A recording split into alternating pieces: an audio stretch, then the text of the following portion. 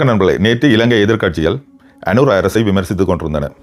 ஈரானில் நடக்கும் அநியாயங்களை தட்டி கேட்கவில்லை, அட்லீஸ்ட் எதிர்ப்பாவது தெரிவிக்கவில்லை, விமர்சனிக்கவில்லை, அமெரிக்காவை கண்டிக்கவில்லை என்று பல குற்றச்சாட்டுகளை அனுர அரசின் மீது எம்பிக்கள் குற்றம் சாட்டினார்கள். இன்று அதே அனுர அரசின் கடற்படை வீரர்கள் கடலில் தத்தளித்துக் கொண்டிருந்த ஈரானிய கடற்படை வீரர்களை காப்பாற்றி 32 பேர் நினைக்கிறேன் கொண்டு வந்து இலங்கை காலி வைத்தியசாலையில் வச்சு சிகிச்சை அளித்துக் கொண்டிருக்கிறார்கள்.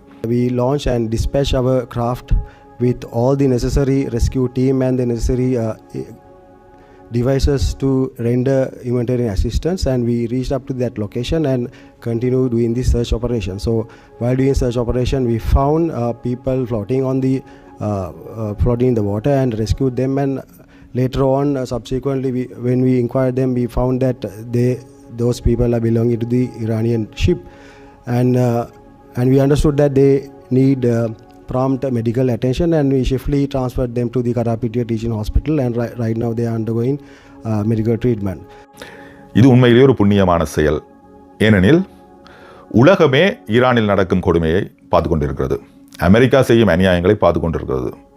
இந்த மாதிரியான ஒரு சமயத்தில் இலங்கைக்கு இப்படி ஒரு வாய்ப்பு கிடைச்சதே கடவுளுடைய அருள்னு தான் நான் சொல்லுவேன். தத்தளிச்சு கொண்டிருக்கிறவனை காப்பாற்றுறது மாதிரி என்ன ஒரு புண்ணியம் வேணும். இலங்கை கடற்பரப்புக்கு அருகில் ஈரானிய போர்க்கப்பல் ஒன்று அமெரிக்க நீர்மூழ்கி கப்பலால் மூழ்கடிக்கப்பட்டது. டொப்பீடோ எனப்படும் குண்டை செலுத்தி, அமெரிக்க நீர்மூழ்கி கப்பலில் இருந்து டொப்பீடோ எனப்படும் குண்டு அது செலுத்தப்பட்டு ஈரானிய போர்க்கப்பலுக்கு அடியில் சென்று வெடித்தது. அந்த டொப்பீடோன்றது ஒரு சிகரெட் வடிவில் இருக்கும். 2வது உலக மகா யுத்தத்துக்கு பிறகு முதல் முறையாக டொப்பீடோ பயன்படுத்தப்பட்டது இன்றுதான். ஒரு சோகமான நிகழ்வை உலகமே பார்த்து கொண்டிருக்கிறது கைகாட்டி. ஏனென்றால் ஒன்றுமே செய்ய இயலாத நண்பர்களே, அமெரிக்காவை எதிர்க்கவே முடியாது. அமெரிக்காவினுடைய டிஃபென்ஸ் செக்ரட்டரி என்று சொல்கிறார். Rules of engagement are bold, precise, and designed to unleash American power, not shackle it. This was never meant to be a fair fight, and it is not a fair fight. We are punching them while they're down, which is exactly how it should be. Thus far, operation. ஒரு நாட்டின் பாதுகாப்பு செயலாளர் இப்படி பேசுவது பல அநாகரியம். யோசித்து பாருங்கள். நீங்கள் அநியாயம் செய்கிறீர்கள் என்று தெரியுது, அதெல்லாமே எங்களுக்கு தெரியுது. நீங்கள் உலகின் மாபெரிய வீரர்கள், உங்களிடம்தான் அத்தனை ஆயுதங்களும் இருக்கிறது. நீங்கள் யாரை எந்த நிமிடம் யாரை நினைச்சாலும் அழிக்கலாம், எந்த கிருமிகளையும் உருவாக்கலாம், எந்த நோயையும் உலகத்துக்கு அறிமுகப்படுத்தலாம், எந்த அநீதியையும் செய்யலாம். எல்லாம் தெரியும், நீங்கள் வீரர்கள்னு தெரியும். ஏன் வீணாக அறைகோல் விடுக்க வேண்டும்? ஒரு ராஜாங்க செயலாளர் என்ற வாயிலிருந்து வரும் வார்த்தைகளா இது? விழுந்து இருப்பவன்மை நாங்கள் குத்துவோம் என்றார் ராஜாங்க செயலாளர். ஒரு ராஜாங்க செயலாளர் அப்படி சொல்லலாமா? அதாவது ஒரு பாதுகாப்பு செயலாளர், ஒரு நாட்டின் பாதுகாப்பு செயலாளர் விழுந்து இருக்கும் பொழுதுதான் குத்துவோம் என்று சொல்வது, அது ஒரு தெரு ரவுடி, ஒரு தெருவில் இருக்கிற ஒரு ரவுடி கூட இப்படி சொல்ல மாட்டார். ஊரில் தண்ணியை போட்டுட்டு ரோட்டில் நடந்து போகிற ரவுடி இப்படி பேசுவானா? யோசிச்சு பாருங்க. விழுந்து இருக்கும்பொழுது குத்துவோம், அப்படித்தான் நாங்கள் குத்துவோம் என்று சொல்லுவது அவ்வளவு ஒரு அநாகரிகமான வார்த்தைகள். இதை ஒரு நாட்டின் பாதுகாப்பு செயலாளர் சொல்கிறார். ஈரானிடம் பலமில்லை என்பது எல்லோருக்குமே தெரியும் தானே.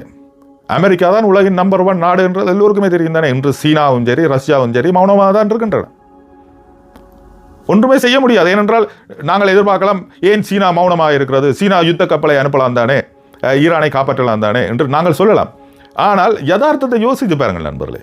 அரேபிய நாடுகள் அத்தனை நாடுகளிலும் அமெரிக்கா என்னுடைய படைத்தளங்கள் இருக்கின்றன. யோசித்து பாருங்கள். ஒவ்வொரு நாடும், துபாயில இருந்து, சவுதி அரேபியாவில இருந்து, குவைத்தில இருந்து, அத்தனை நாடுகளிலும், ஈராக்கில் இருந்து அத்தனை நாடுகளிலும் படைத்தளங்கள் இருக்கின்றன. சீனாவோ இல்லாட்டி ரஷ்யாவோ போர்க்கப்பலை அனுப்பினால் என்ன நடக்கும்? யோசித்து பாருங்கள். அவர்களுக்கு மிக ஒரு ஈஸி டார்கெட். அந்த கப்பல் வரும்போது அதிலே வச்சு நிர்மூலமாக்கி விடலாம். யாரும் செய்ய துணிவார்களா? ஆகவே எல்லோருமே மௌனமாக இருக்கிறார்கள். அதை நான் சீனாவையும் தவறு என்று சொல்லவில்லை, ரஷ்யாவையும் தவறு என்று சொல்லவில்லை. யாருமே காப்பாற்ற வரப்போவதும் இல்லை. ஈரானை யாருமே காப்பாற்றப் போவதில்லை. ஈரான் தன்னை தானே காப்பாற்றினால் தவிர, அல்லது அவர்கள் மேலே இறைவன் காப்பாற்றினாலே தவிர யாருமே காப்பாற்ற வரப்போவதில்லை. எல்லோருக்குமே தெரியும் அமெரிக்கா தான் வீரன் என்றது எல்லோருக்குமே தெரியும். அமெரிக்கா தான் நம்பர் 1 நாடு என்றது யாருமே மாற்று கருத்து இல்லை. ஆனால் இங்கு அதை பெருமிதமாக பீட்டுவது, அதுவும் ஒரு அநாகரியமாக இருக்கிறது. தலைவன் எவ்வளி தொண்டன் அவ்வளி என்ற மாதிரி எப்படி டொனால்ட் ட்ரம்ப் அவர்கள் இவ்வளவு அநாகரிகமாக பேசுகிறாரோ அதே போலதான் இந்த பீட் ஹெக்ஸெட் என்ற பாதுகாப்பு செயலாளர் பேசுகிறார். கடற்படை வீரர்கள் கடலுக்கு அடியில் தூங்கி கொண்டிருக்கிறார்கள் என்று ஆணவமாக சிரிக்கிறார். விழுந்திருக்கும் பொழுது குத்துவோம், விழுந்திருக்கும் பொழுது குத்துவோம் என்றார். இதெல்லாம் எவ்வளவு தூரமான நல்ல வார்த்தைகள் என்று தெரியவில்லை. இதெல்லாமே ஒரு நெகட்டிவான வார்த்தைகள், இதெல்லாமே ஒரு டாக்ஸிக்கான வார்த்தைகள். இந்த வார்த்தைகளே அந்த அவர்களுடைய வாயிலிருந்து வருகிறது. வேற என்ன நண்பர்களே, இலங்கைக்கு இது ஒரு சந்தர்ப்பத்தை கடவுள் கொடுத்திருக்கார். அதாவது கஷ்டத்தில் இருப்பவனுக்கு காப்பாற்றும் சந்தர்ப்பத்தை கடவுள் கொடுத்திருக்கிறார். அந்த கடற்படை வீரர்கள், அதாவது ஈரானிய கடற்படை வீரர்கள் இப்போது இலங்கையில் இருக்கிறார்கள். அவர்களுக்கு சிகிச்சை அளிக்கப்பட்டு கொண்டிருக்கிறது. இந்த கடற்படை வீரர்களை எங்களிடம் தர சொல்லி அமெரிக்கா கேட்காமல் இருக்கும் வரை சந்தோஷமே. அவர்கள் பாதுகாப்பாக மீண்டும் ஈரானுக்கு போய் சேர்ந்து நிம்மதியாக வாழ நான் இறைவனை வேண்டிக் கொள்கிறேன். வேற என்ன நண்பர்களே, நடப்பதெல்லாம் என்ன மாயமா, என்ன நடக்குதுன்றே தெரியவில்லை. ஒவ்வொரு நிமிடமும் ஒவ்வொரு செய்திகள் வந்து கொண்டிருக்கின்றது. அவ்வளவு செய்திகளும் வன்முறையும் ஒரு நெகட்டிவான செய்திகளும் மனிதர்களின் மனங்களை ஒரு சோர்ந்து போக வைக்கிற செய்திகளாக தான் வந்து கொண்டிருக்கிறது. உண்மையில் இப்படியான செய்திகளை கேட்டு பரபசம் அடைவதென்றால் ஒருவித மன ரீதியாக குரூர மனம் படைச்சவனாக தான் இருக்கணும். மற்றவர்கள் எல்லோருக்குமே இது ஒரு உண்மையிலேயே ஒரு கவலையான காலம்தான். ஏனென்றால் பலர் வந்து இதில் கிரிக்கெட் ஸ்கோர் சொல்வது மாதிரி, கிரிக்கெட் ஸ்கோரில் எவ்வளவு பேர் இறந்தது, என்ன நடந்தது, எத்தனை குண்டு போட்டதுன்றது சந்தோஷப்பட்டு கொண்டிருக்கிறார்கள். அது அல்ல, இங்கு இறப்பது ஒவ்வொரு உயிர். இன்றைக்கு 82 பேருடைய உடல்களை, ஈரானியர்களுடைய உடல்களை இலங்கை மீட்டிருக்கின்றால் அது ஒரு புண்ணியம் இலங்கைக்கு. ஆனால் அந்த 82 பேருக்கும் ஒரு குடும்பம் இருக்குது. கணவன் மனைவியல், தாய் தந்தைகள், சகோதரர்கள், பிள்ளைகள் என்று எத்தனையோ பேர் இருக்கிறார்கள். ஒரு பெரிய ஒவ்வொருத்தருக்கும் ஒவ்வொரு உலகம் இருக்கிறது. அத்தனை உலகத்தையும் அழிச்சு போட்டு நிம்மதியாக இருக்கிறது. இதுக்கு காரணம் என்னென்றால், யுத்தம் என்றால் உயிர்கள் இறக்கும் தானே என்றால் ஏற்றுக்கொள்கிறேன். ஆனால் இந்த யுத்தம் வெளிந்தல்ல அமெரிக்காவாலும் இஸ்ரேலாலும் நடத்தப்படுது. அதுதான் எனக்கு வேதனையாக இருக்குது. பல விஷயங்களில் இலங்கைக்கு பாசிட்டிவாக நடந்து கொண்டிருக்கிறது. டிட்வா புயல் ஒரு வேதனையான சம்பவமாக இருந்தாலும் அனுராண்ட ஆட்சிக்கு பிறகு பல விஷயங்களில் சுற்றுலா பயணிகள் வருகையில் இருந்து பல விஷயங்கள் ஒரு பாசிட்டிவாகவே நடந்து கொண்டிருக்கிறது.